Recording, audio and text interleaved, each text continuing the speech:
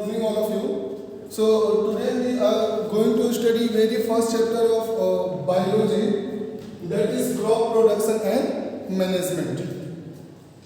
And this is the first chapter of your science. Already we have completed one chapter of physics, that is force and pressure.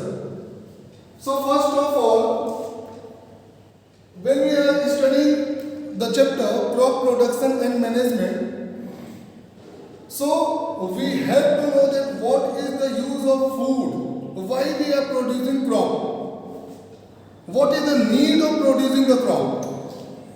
As we all know that the population of India is very more, and to fulfill the need of each and every people, we have to produce a large amount of crops. So, several first in the ancient time, what people used to do, पहले के लोग क्या करते थे कि they are not dependent on crop, वो crop पे dependent नहीं होते थे, वो फूड कहाँ से ऑब्टेन करते थे, by killing animals.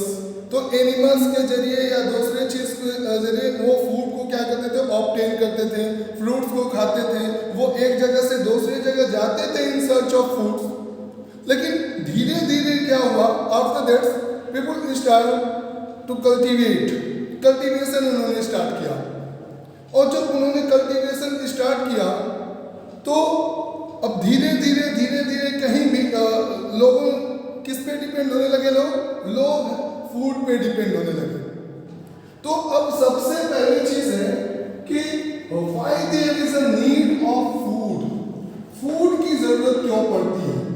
As we all know that कि our body perform various functions, and for various functions there is the need of energy. And what does food provide? Food provides us energy, and the process of obtaining energy from the food, that process is said to be respiration. तो respiration जो कि बहुत essential condition है हमारे day to day life की, तो food से हमारी बॉडी को क्या मिलता है, एनर्जी. और इस प्रोसेस को हम लोग क्या बोलते हैं, रेस्पिरेशन. और जितने भी लोग हैं इस दुनिया में, सबकी बेसिक रिक्वायरमेंट क्या है, फूड, शेल्टर एंड क्लोथ. और सबसे उसमें फूड सबसे अहम रोल प्ले करता है.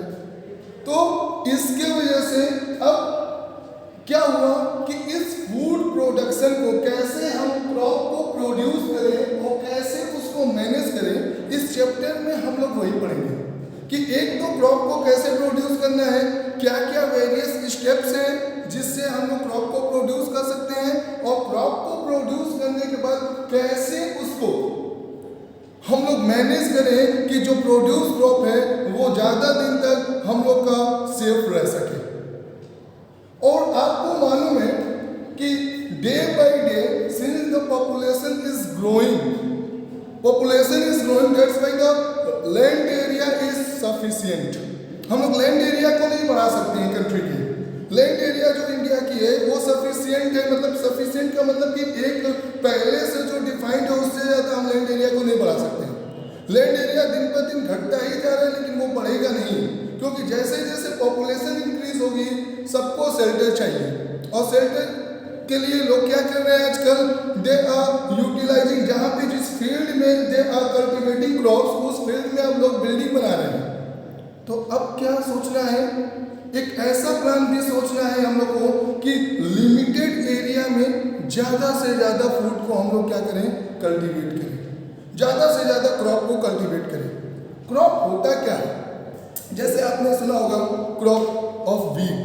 इसका मतलब क्या हुआ कि एक एरिया में एक ही तरीके का प्लांट, एक एरिया में, एक पर्टिकुलर एरिया में एक ही तरीके का अगर प्लांट हम लोग को मिल रहा है तो that is said to be crop. Same kind of plant अगर एक फील्ड में ग्रो हो रहा है, जैसे हम बोलेंगे फील्ड ऑफ व्हीट, इसका मतलब वहाँ जितने भी प्लांट हैं सब किसके हैं, व्हीट के हैं, दैट इज क्रॉप. ओके, तो सबसे पहली चीज है कि क्रॉप किस्म के कुछ मैनेजमेंट होते हैं कि कैसे हम लोग क्रॉप को प्रोड्यूस करें।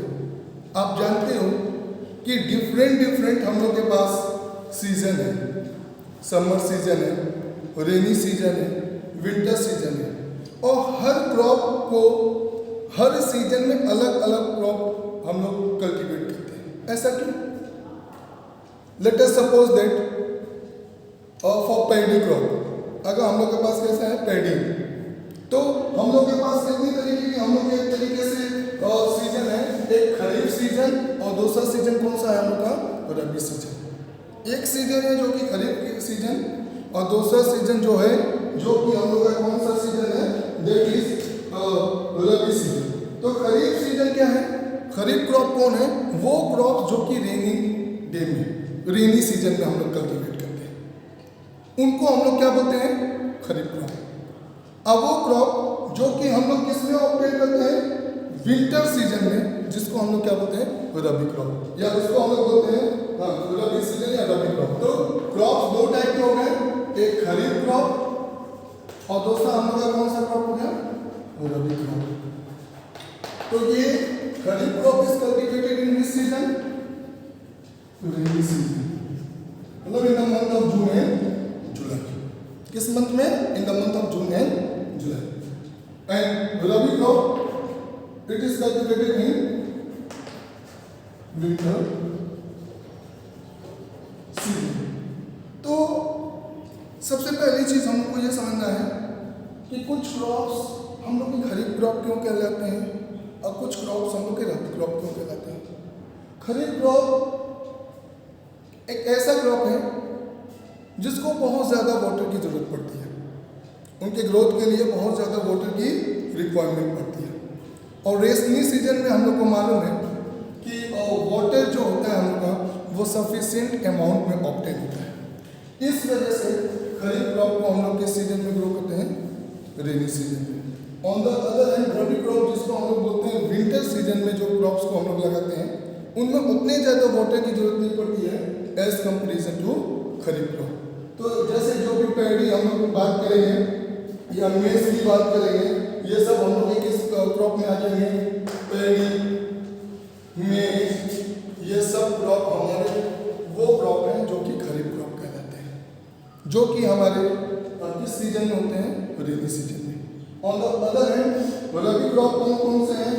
जैसे हम लोग बात करेंगे वीट की, हम लोग बात करेंगे ग्राम की, चना, गेहूं, ये सब कौन सा क्रॉप है? तो चलिए ये तो हम लोगों ने देख लिया कि क्रॉप को हम लोग दो पार्ट में डिवाइड करते हैं कि एक खरीफ क्रॉप है, दूसरा रबी क्रॉप है।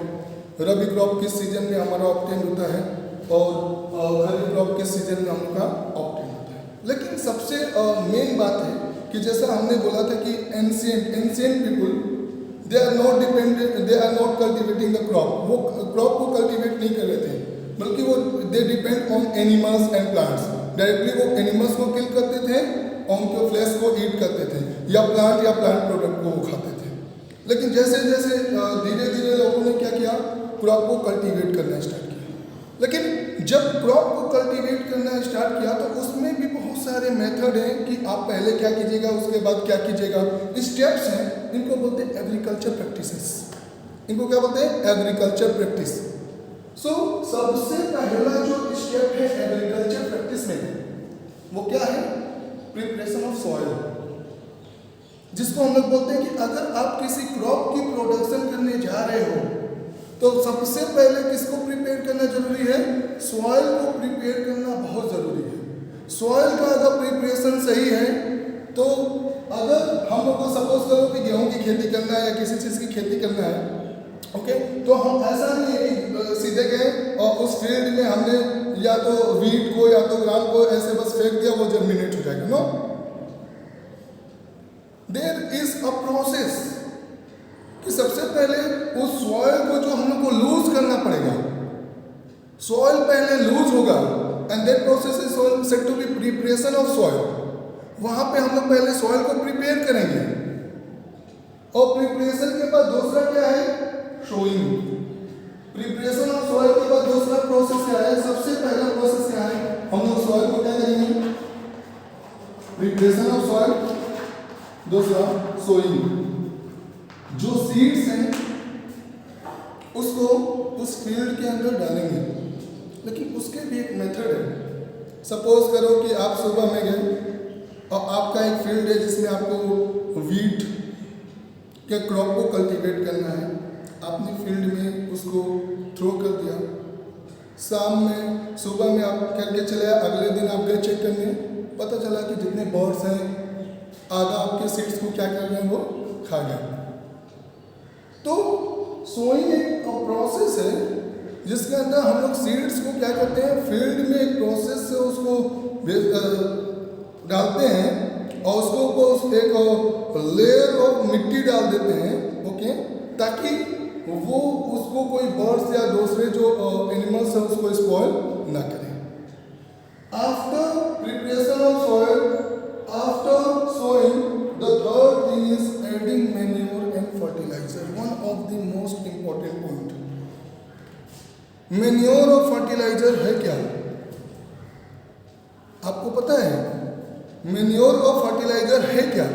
What is the difference between manure and fertilizer? You have studied in your class 7th also. Fertilizer is made up of chemical. Fertiliser किससे बनता है? केमिकल से। कहीं ना कहीं फर्टिलाइजर तो क्रॉप की प्रोडक्टिविटी को बढ़ाता है। Manure also increase the productivity, एक तरीके से they increase the fertility of the soil, क्योंकि आपको मालूम है the fertility of the soil will be more than the production of the soil, crop will also be more. तो चाहे हम लोग मैन्योर की बात करें, चाहे हम लोग फर्टिलाइजर की बात करें, दोनों एक तरीके से फर्टिलिटी को बढ़ाता है, लेकिन फर्टिलाइजर जल्दी फर्टिलिटी को बढ़ाता है एक तरीके से। और फर्टिलाइजर की जब हम लोग बात करते हैं तो fertilizer is made up of chemical, और जब ये सॉइल के ऊपर पड़ता है तो it create soil pollution also. तो fertilizer is made up of chemical which create pollution.